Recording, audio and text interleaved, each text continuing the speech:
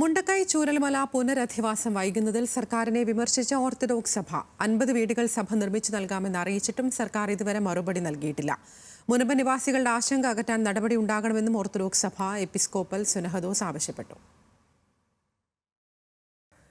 മുണ്ടക്കൈ ചൂരൽമല ദുരന്തം കഴിഞ്ഞ് 200-ലേറെ ദിവസങ്ങൾ പിന്നിടുമ്പോഴും പുനരധിവാസം വൈകുന്നത് ഖേദകരമാണ്. ദുരന്ത സമയത്ത് സർക്കാർ നൽകിയ വാഗ്ദാനങ്ങൾ ഒന്നും പാലിക്കപ്പെട്ടില്ല. ദുരന്ത മേഖലയിലെ ജനങ്ങളുടെ പുനരധിവാസത്തിന് 50 വീടുകൾ വെച്ചു നൽകാമെന്ന് സഭ സന്നദ്ധത അറിയിച്ചിട്ടും സർക്കാരിൻ്റെ ഭാഗത്തുനിന്ന് ഒരു മറുപടിയും ലഭ്യമായിട്ടില്ലെന്നും ഓർത്തഡോക്സ് സഭ കുറ്റപ്പെടുത്തി. മുനമ്പം ഭൂമി പ്രശ്നത്തിൽ ഇന്നും ശാശ്വതമായ പരിഹാരം ഉണ്ടായിട്ടില്ല.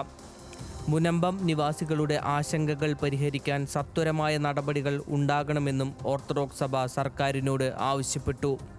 കടൽ മണൽ ഖനനം വലിയ പാരിസ്ഥിതിക പ്രശ്നങ്ങൾ സൃഷ്ടിക്കുമെന്നും മത്സ്യസമ്പത്ത് നഷ്ടമായാൽ തീരദേശ ജനത പ്രതിസന്ധിയിലാകുമെന്നും കോട്ടയത്ത് സഭാ ആസ്ഥാനത്ത് ചേർന്ന എപ്പിസ്കോപ്പൽ സുന്നഹദോസ് അഭിപ്രായപ്പെട്ടു.